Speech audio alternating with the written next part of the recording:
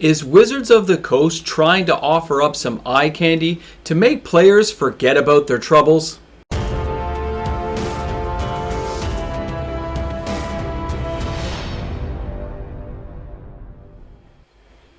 Hi everyone and welcome back. MTG Moxman here, and thanks a lot for hanging out with me on the channel today.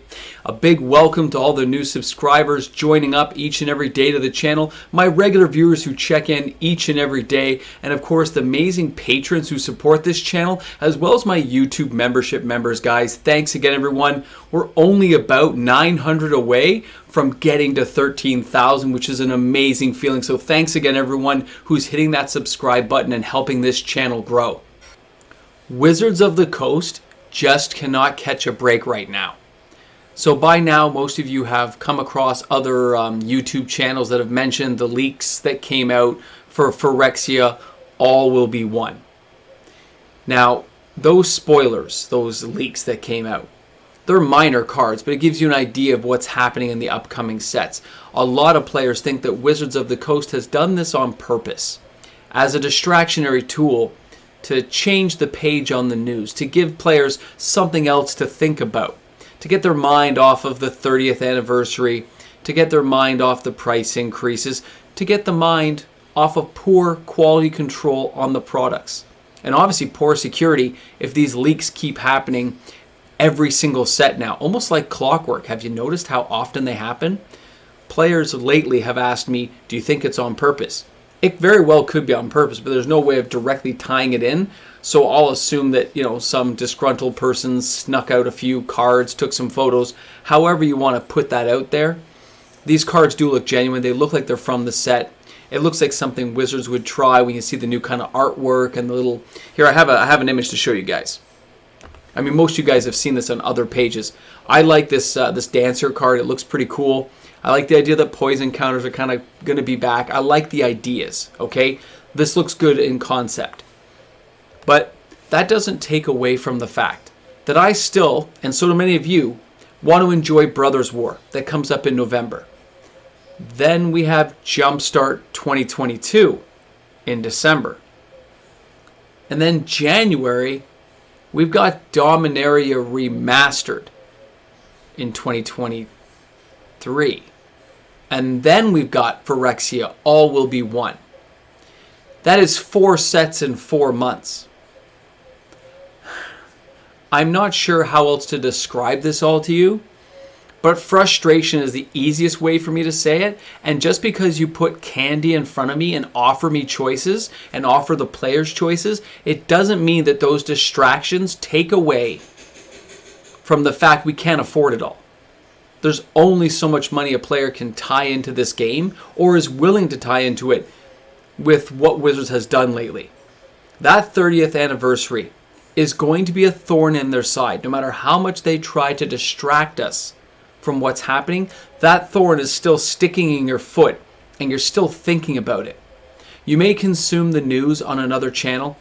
You may look at a different YouTube channel and get distracted by the cool cards they've gone through, and it is great to look at. But eventually you're done. You've watched it. And you look down at your foot and that price increase is still sitting there.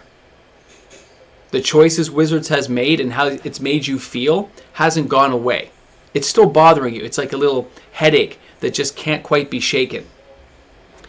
And the only things they can really do to get past this is do something in the next 24 months. It takes them a while to get around to those changes. We've talked about that. And with the release schedule being so tight now, I know we're going to have more issues coming up with card quality. I know we're going to have more player issues with players feeling disgruntled. And many of you have described this and talked to me about it here on the channel. And I'm looking forward to seeing what Wizards does to try to correct this, because they will. They may say, other channels and stuff, I know they say, oh, they don't really care. And no, they don't care the way we care as a community when we're playing together and enjoying the game. But they care enough to know they don't want to lose money. How about that? Is that a way of looking at it? They care enough that they don't want to lose money if they can help it. And they will look for ways of getting people back on their side if it doesn't cost them too much of a hassle. How about that? Is that a fair way of looking at it? You guys will let me know in the comment section, I'm sure. But when I look at the choices and I look at that eye candy in the background, like you're seeing this candy store background right now, I'm recognizing that I can't enjoy it all. I can't have every piece of candy I want, and I will pick the products, the candy, that are better packaged. Not the rushed candy, where I don't really get to consume it and enjoy it. I will go at my own pace, and I recommend all of you do as well. A lot of sales have been happening right now with stores dumping product, things on Amazon going on sale. I see people in my Discord talking about it. I've seen emails. But remember this, just because you see Crimson Vow on sale or a Midnight Hunt box, there are probably hundreds of people just like you guys out there buying that product, buying that candy. And you're not buying it to open it. You're going to put it on your shelf. And you're going to put it in your background. And you're going to hope it goes up in value. And it probably will over enough time. Because people get frustrated. They open the product. They'll have a good Friday night draft night with some friends because it was a cheap product to buy. But there's a lot of it out there. Because technically, I guess this is overprinting at this point. There's so much out there to consume that nobody can buy it all at the full price. So when it goes on 50% off sales, that's when people buy it. But there's thousands of boxes being sold that way, and it's sitting in the background. This is a very interesting time in Magic, and I do say that sometimes, but man, I really mean it. This is just one of those moments in time where you pause and you look over your shoulder and you're just like, wow. There's a lot going on. And there's a lot of people standing in line to buy product. There's a lot of people standing in line at the complaint department who are complaining about product. There's a lot to go around. There's a lot of news in the Magic the Gathering world right now. And I don't think that's going to end for the next 12 months. I think we're going to go totally crazy when the 30th anniversary pack comes out and the people who do buy it, those YouTube channels that put that up, it's going to be a distraction again. You're going to see who got what and how often. And there'll be people who said, ha, look, those people got hosed. See, we saved money. And there'll be a few packs that are amazing and people get all excited. And then some will just sit on a shelf, waiting. And that's the way it's going to be sometimes. This is stuff that just can't be bypassed. We have to go through it now. We have to walk through the weeds and get through this jungle of Magic products together. And I know some friends who are just skipping out entirely and going for singles. A lot of people on my channel are. I know a lot of you guys talk about it now, saying, what's the point? And I understand that. I'm looking forward, though, to seeing the Brothers War. That's what I'm focused on right now, is the upcoming set Brothers War, because that's one of the sets I was actually looking forward to, and I know a lot of players are looking forward to that set. Jumpstart, I think, will suffer because of that. I think there'll be an initial push, just like Unfinity. That weekend will be good, but guess what? Unfinity's not moving. Jumpstart is not going to move after that weekend. It's going to sit on a shelf, because people are looking forward to Brothers War. And if they do a good set, if it's well packaged and looks good, it's going to go to the front of the line for people trying to purchase that product. And they're going to skip the other ones. They're kind of like ancillary products. You're kind of like going, I'll play it, I don't play it. It's amusing for a moment. It's a distraction. Offering candy as a distraction works for a few moments until you get back to the core problem. And Wizards had better do something about that.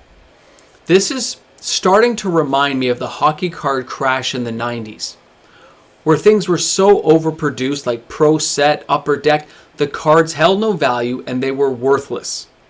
Now, Magic is a playable game, but things can be overproduced, like Fallen Empires, like Homelands back in the day. Those sets have taken 20 years to finally gain some value back. So if Wizards keeps up the production schedule they're on, more and more of these sets will get left behind sitting on a shelf. And the players will move on to the products they want to buy while not being able to consume the products that have been produced. This problem will stay and grow as long as Wizards keeps doing what they're doing. And it takes them a while to adjust, and I think they will adjust their production lineup, but it is going to take time. But until that happens, players will continue to get upset, to be disgruntled with the price increases, the crappy card quality. There's a lot to complain about right now. Pick your poison. It's all out there right now for players to go at Wizards for it. Well, here we are at the end of the video, and I want to thank everyone for sticking around till the end and supporting the channel. Guys, Wizards of the Coast will turn things around, but it will take time. I'll be curious to see what they do to try to distract us next and what new candy offerings they will bring our way. Thanks again, guys. I look forward to seeing you all tomorrow in the next video. And of course, a special thank you to each and every one of the fantastic patrons on my channel. Without them, content like this would not exist. Thanks again, everyone. I'll be honest. Looking at that candy background hurts me. I want to eat it each and every time. Thanks a lot for hanging out, guys. Thanks for being that 3% who makes it to the end. And if you're hoping for some witty comment, I'm sorry I'm out of time. I got to make dinner. I'm in a rush today. I'll see you guys soon. Have a great one.